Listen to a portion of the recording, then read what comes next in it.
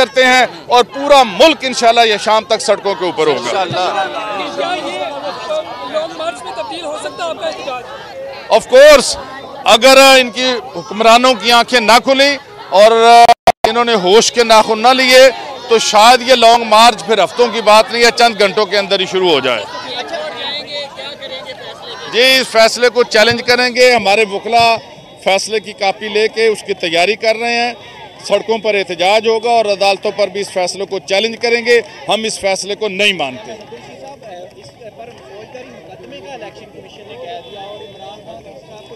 Election commissioner ने day 1 से biased फैसले कर रहे हैं।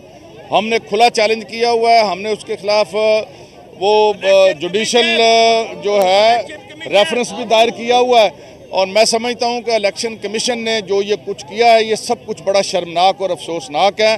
कौम इसको नहीं मानती, इसको चैलेंज भी करेंगे और इसके खिलाफ एहतजाज भी जारी है। ये पकड़ ले किसका